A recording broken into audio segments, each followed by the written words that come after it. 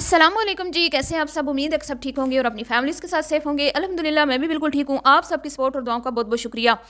تو آج بات کرنے والی ہوں جی، سونیا کے نانا ابو کی ڈیتھ ہوئی ہے اس پر، اور یہ جو اس کے نانا ابو ہیں یہ اس کے سابقہ شوہر کے دادا ابو تھے، اس حوالے سے بات کرنے والی ہوں۔ تو ویڈیو کو آپ نے اسکپ نہیں کرنا، چینل کو کرنا ہے سبسکرائب، ویڈیو کو کرنا ہے لائک اور شیئر۔ سب سے پہلے تو مرحوم کے لیے دعا ہے کہ اللہ تعالیٰ انہیں جنت الفردوس میں اعلیٰ مقام عطا فرمائے، آمین ثم آمین۔ رہی بات افسوس کی، دکھ کی، تو مجھے کہیں سے بھی دکھ اور افسوس نظر نہیں آیا، اور اس بزرگ انسان جن کی عمر تقریباً 100 سال کے قریب تھی، تو اس عمر میں تو ویسے ہی لوگ بیچارے زندگی سے تنگ آ جاتے ہیں، اور وہ خود بھی دعائیں کرتے ہیں کہ اللہ تعالیٰ انہیں اپنے پاس بلا لے۔ اللہ تعالیٰ نے ان پہ کرم فرمایا اور اللہ نے انہیں اپنے پاس بلا لیا۔ اور تو یہ فیملی جو آپ کو اتنی رنجیدہ، اتنی غمزدہ، اتنی روتی دھوتی ہوئی نظر آ رہی ہے، اس کے پیچھے نانا کی محبت نہیں ہے، اس کے پیچھے کچھ ایسا نہیں ہے کہ بھئی 100 سال کے وہ ہو گئے تھے تو بھئی وہ چلے گئے ہیں تو ان کو کوئی دکھ ہو، ایسا کچھ بھی نہیں ہے۔ یہ صرف اور صرف ایک کانٹینٹ ہے جو آپ کو دکھایا جا رہا ہے، اور اس کانٹینٹ کی آڑ میں اس لڑکی نے آج بہت ہی بدزبانی کی، بہت ہی گندی باتیں کی، غلط باتیں کی، لوگوں کو یہ بولا کہ میں قیامت کے دن معاف نہیں کروں گی، ان کے گریبان پکڑوں گی، اس طرح کی لینگویج یوز کی، مطلب کہ جو مجھ پہ ویڈیوز بناتے ہیں یا مجھے برا بھلا بولتے ہیں، چاہے وہ اس کے رشتہ دار ہیں، چاہے کہ اس کو جو سوشل میڈیا پہ جو لوگ اس کو کرٹیسائز کرتے ہیں ان کے حوالے سے۔ تو آج کے دن بھی اس لڑکی نے اپنے زبان کو اپنے قابو میں نہیں رکھا، اور نانا ابو کی ڈیتھ کی آڑ میں لوگوں سے ہمدردیاں بٹورنے کے چکر میں اس نے وہ باتیں کی جو میرے خیال میں اس دن نہیں ہونی چاہیے تھی۔ مطلب ایک بندے کی ڈیتھ ہوئی ہے، آپ کا قریبی رشتہ ہے اس سے، لیکن آپ بجائے اس بات کے کہ بس صرف لوگوں کو آپ بتائیں کہ بھئی میں 2-3 دن ویڈیو نہیں بناؤں گی کیونکہ میرے نانا ابو کی ڈیتھ ہو گئی ہے، ہم لوگ وہاں پہ بزی ہیں، اس کی بجائے آپ نے ایک پوری ویڈیو بنائی اور اس میں لوگوں کو لعن طعن کی، لوگوں کو برا بھلا بولا،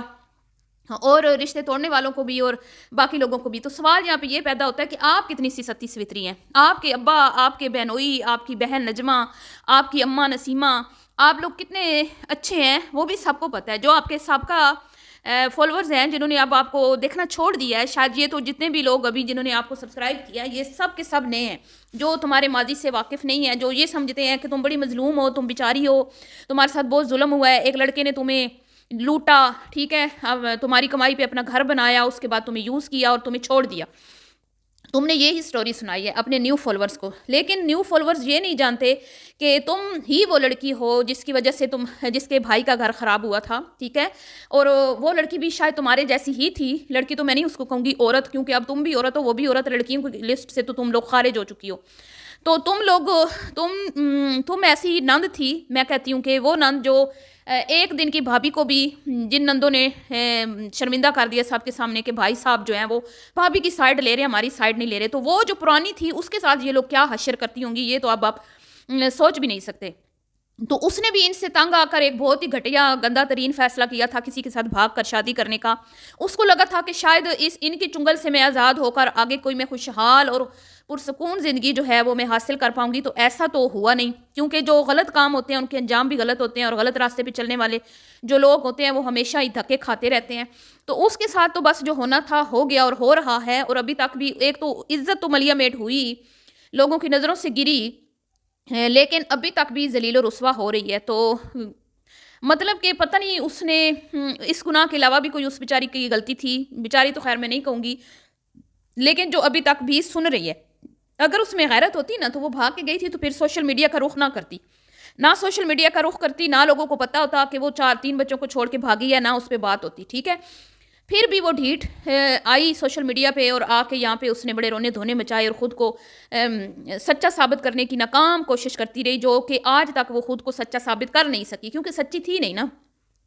مطلب کہ اگر اس کو نندوں سے مسئلہ تھا تو خود کماتی تھی، اپنے شوہر کو لے کے الگ بھی ہو سکتی تھی، اپنے بچوں کو لے کے الگ ہو سکتی تھی، یا پھر بچوں کو لے کے الگ ہو جاتی، اگر اس کو طلاق چاہیے تھی لے لیتی، لیکن یوں بھاگ کر دوسرے مرد کے ساتھ تعلقات بنانا، تو یہ تو پھر کسی صورت بھی مطلب کہ ہمارے مذہب اس چیز کی اجازت نہیں دیتا۔ اب جی وہ اپنے دوسرے شوہر کے ساتھ رہ رہی ہے، بچے بھی ہو گئے ہیں، ادھر اس کی بیٹی بھی ہو گئی ہے، اور یہ اس ٹائم بڑی معصوم بن گئی تھی، ساری ہمدردیاں اس نے بٹور لی، اپنے بھائی کو مظلوم ثابت کر کے، بھتیجوں کو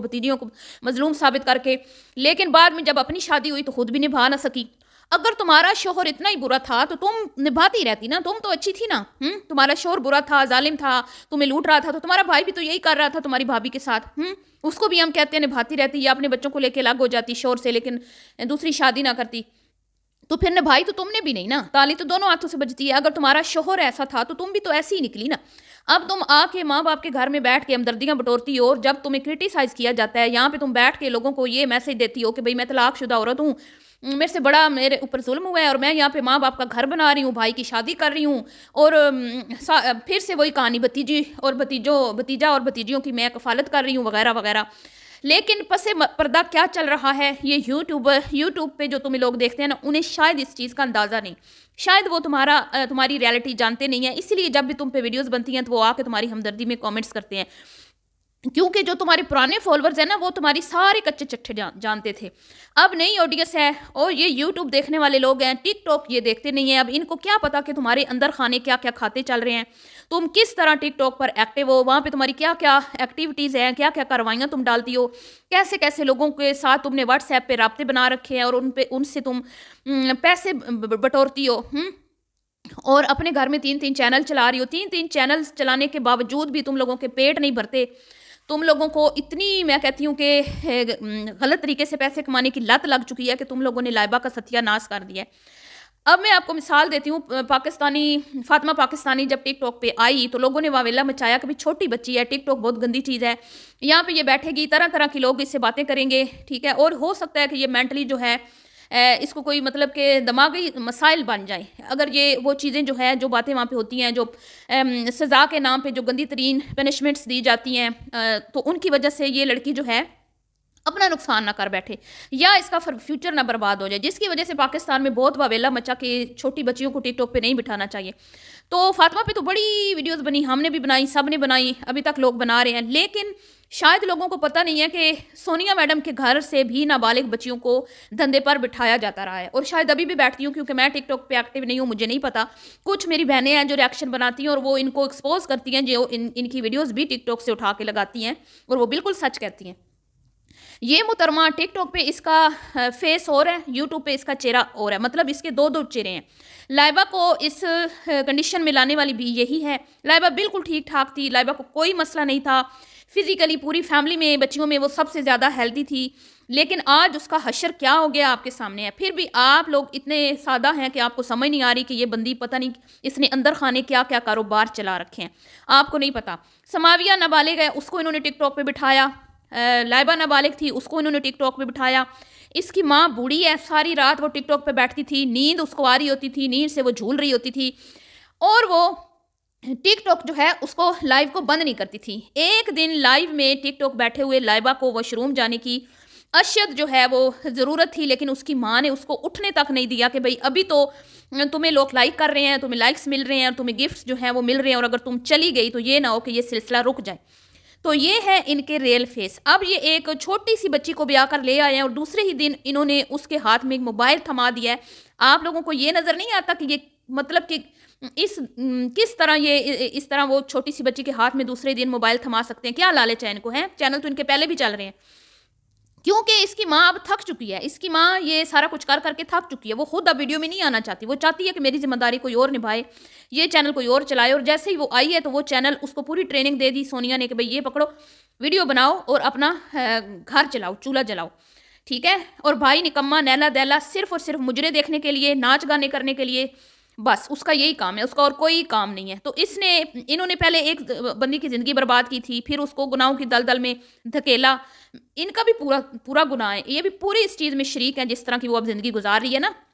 وہ اگر اس نے گناہ کیا نا تو اس کے گناہ میں یہ برابر کی شریک ہے سونیا. اور اب ایک اور بچی کی زندگی برباد کرنے کے لیے، وہ 19 20 یا 18 سال کی ہوگی، اس کو یہ بیاہ کے لے آئے ہیں. مجھے نہیں پتا آپ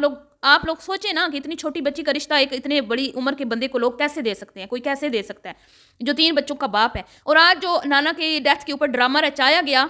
صاف ظاہر ہے کہ یہ صرف کانٹینٹ تھا. کوئی اس کے اندر اس کی ماں، اس کے کسی مطلب انہوں نے کوئی ان کو افسوس نہیں تھا. یہ صرف آپ سے ہمدردیاں بٹورنے کا ایک ان کے ہاتھ موقع آ گیا، اور اس موقع سے ان لوگوں نے فائدہ اٹھا لیا، اور کچھ بھی نہیں ہے. اور آ کے قسمیں اٹھا رہی ہے کہ میں منہ دیکھ کے آئی ہوں. تو تمہیں قسمیں اٹھانے کی کیا ضرورت ہے کہ تم منہ دیکھ کے آئی ہو یا نہیں دیکھ کے آئی ہو؟ ہمارا اس سے کیا لینا دینا، کسی کا کیا لینا دینا. اور لوگوں کو گالیاں دینے سے پہلے نا تم ذرا اپنی گریبان میں جھانکا کرو کہ تم خود ہو کیا، اور تم جیسے کیا 2 نمبر لوگوں کی بددعائیں اللہ تعالیٰ قبول کرتا ہے؟ تمہاری شکلیں ہیں کہ تم کسی کو بددعائیں دو اور اللہ تعالیٰ ان بددعاؤں کو قبول کرے؟ کبھی بھی نہیں. تم لوگ غلط راستے کے مسافر ہو, تم لوگ گناہ کے کام کر رہے ہو اور تم لوگ توبہ نہیں کرتے, اور